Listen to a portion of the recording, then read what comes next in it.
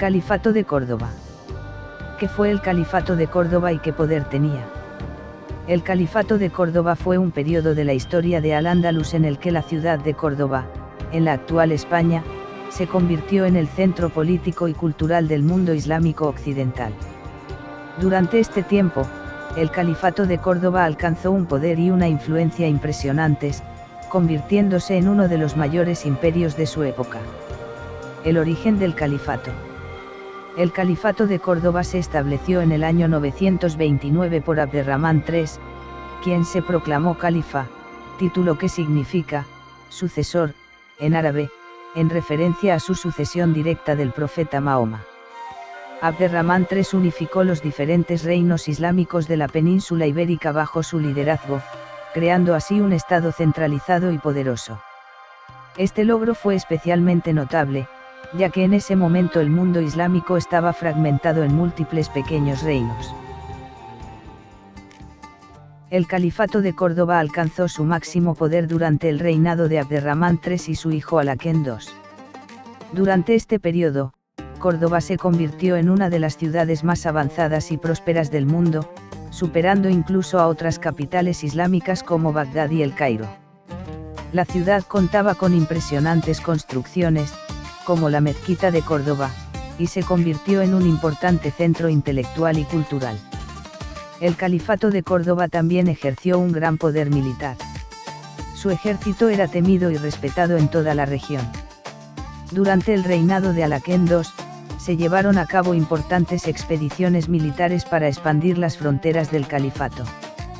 Estas campañas militares llevaron al control de territorios tan distantes como el norte de África y la península itálica. Centro económico y tolerancia religiosa. Además de su poder militar y cultural, el Califato de Córdoba también fue un importante centro económico. Córdoba era una ciudad próspera, con una economía basada en la agricultura, la industria y el comercio. La ciudad se convirtió en un importante centro de producción y comercio de bienes, como tejidos, cerámica y productos agrícolas. Por otro lado, gracias a su ubicación estratégica, Córdoba se beneficiaba del comercio con otras regiones del Mediterráneo y del mundo islámico. El Califato de Córdoba también fue conocido por su tolerancia religiosa y cultural.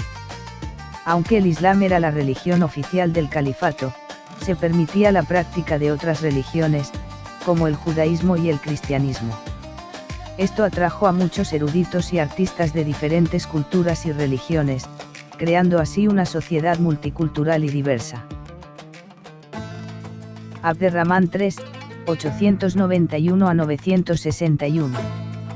Fue el octavo emir independiente y el primer califa omeya de Córdoba, gobernando Al-Ándalus entre 912 y 961.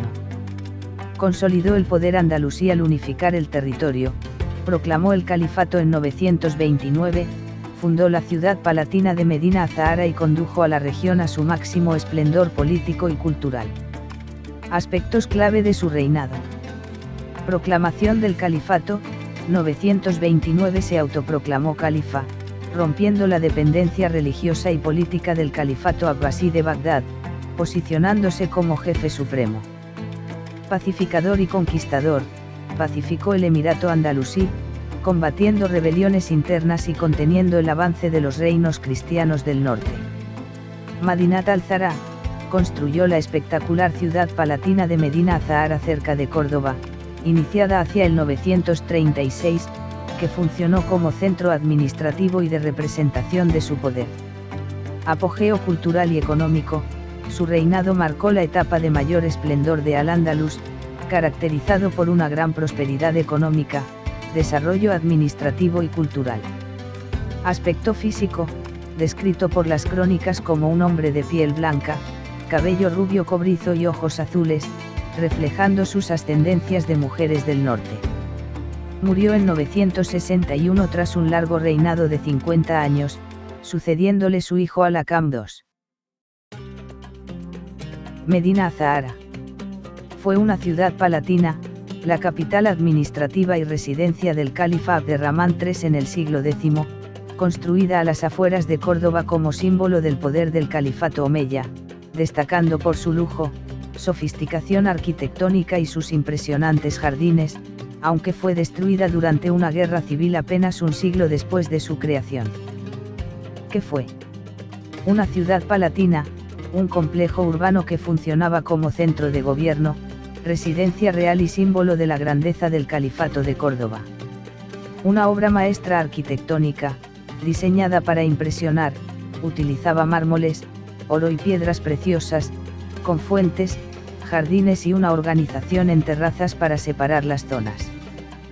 ¿Quién la mandó construir? Abderramán III, el primer califa omeya de Córdoba, alrededor del año 936. ¿Por qué se construyó? Símbolo de poder, para demostrar la riqueza y supremacía del nuevo califato independiente. Centro administrativo, para albergar el gobierno civil y militar, además de la residencia del califa. ¿Qué pasó con ella? Destrucción, sufrió graves daños durante la fitna, guerra civil, a principios del siglo XI, lo que llevó al abandono y ruina de la ciudad. Redescubrimiento, fue redescubierta en el siglo XX, y hoy es un importante yacimiento arqueológico y patrimonio de la humanidad, con extensas excavaciones en curso. En resumen, Medina Azahara fue una deslumbrante ciudad brillante, su significado en árabe, que representó el apogeo del Califato de Córdoba, pero cuya vida fue corta, terminando trágicamente con la fragmentación del califato. Vamos a recapitular a modo de resumen, lo que hemos escuchado hasta ahora sobre el califato. Inicio, 929 Abderramán III, emir desde 912, se autoproclama califa en 929, unificando el poder religioso y político. Fin, 1031 Tras la dictadura de Almanzor y la debilidad de los califas posteriores, el califato se desintegró en pequeños reinos llamados taifas. Esplendor cultural, Córdoba se convirtió en un centro de civilización con grandes avances en ciencia, arte, literatura y filosofía, rivalizando con las grandes capitales orientales.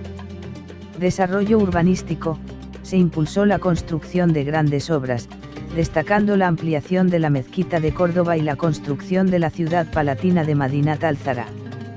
Legado. Marcó el apogeo de la presencia islámica en la península ibérica, dejando una profunda huella cultural, artística e intelectual que influyó en la Europa medieval. Comienzo del declive. Sin embargo, a pesar de su poder y éxito inicial, el Califato de Córdoba comenzó a debilitarse a finales del siglo X debido a conflictos internos y luchas de poder.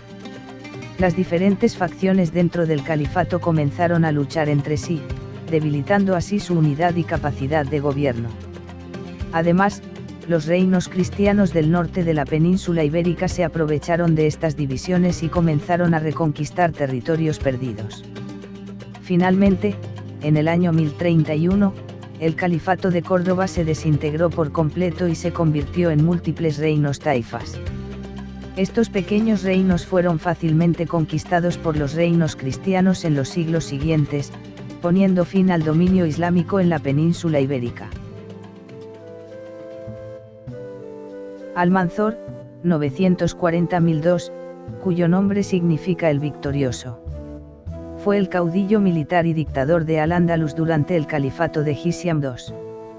Conocido por su invencibilidad, lideró más de 50 exitosas campañas contra los reinos cristianos del norte, saqueando ciudades clave como Barcelona y Santiago de Compostela, lo que marcó la cima del poder andalusí y el inicio del fin del califato.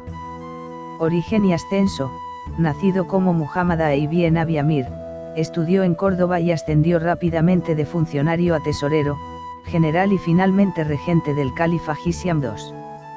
Poder dictatorial, tras eliminar a sus rivales políticos y militares, como el general Ghalib, tomó el control absoluto del califato de Córdoba desde el 978 hasta su muerte en 1002, dejando al califa Hisham II en un papel meramente simbólico. Campañas militares. Aceifas realizó 56 campañas militares sin conocer la derrota, siendo el azote de los cristianos. Entre sus acciones más famosas destacan el saqueo de Barcelona, 985, y la destrucción de Santiago de Compostela, 997, de donde se llevó las campanas de la catedral para la mezquita de Córdoba. Falleció en Medinaceli en 1002, posiblemente debido a una enfermedad, tras su última expedición. Tras su muerte, el califato de Córdoba entró rápidamente en decadencia, desmoronándose en los reinos de taifas. Su administración se caracterizó por una política de terror hacia los núcleos cristianos y una gran reforma del ejército, que pasó a depender más de mercenarios bereberes. Para finalizar, vamos a escuchar algunas curiosidades de este increíble personaje. En el verano de 997, el ejército del caudillo asoló la ciudad de Santiago de Compostela. Quemó templos y destruyó todo a su paso, respetando solo la tumba del apóstol Santiago. Según la leyenda, los prisioneros cristianos fueron obligados a cargar con las campanas del templo de Santiago hasta Córdoba, donde fueron empleadas como lámparas de la nueva ampliación de la mezquita. También entre el mito y la realidad se dice que las campanas regresaron de forma idéntica a Santiago, 2 siglos y medio después, esta vez a manos de prisioneros musulmanes capturados por Fernando III, el Santo. Por sus firmes creencias religiosas, Almanzor aplicó la idea de guerra santa o yihad con entusiasmo durante toda su vida. Se dice que mandaba recoger el polvo con el que sus ropas quedaban manchadas durante sus incursiones contra los cristianos para ser enterrado con ellas cuando le llegara el último día. Uno de los históricos errores de Almanzor, y que probablemente cometió por sus creencias y supersticiones religiosas, fue respetar el sepulcro del apóstol Santiago, cuando tomó la ciudad en el año 997. Si lo hubiera destruido la tumba y hecho desaparecer todo rastro de estas importantísimas reliquias, hubiera cortado la principal arteria dinamizadora de la que se proveía la España cristiana, tanto en el plano espiritual, económico y cultural, que era el Camino de Santiago.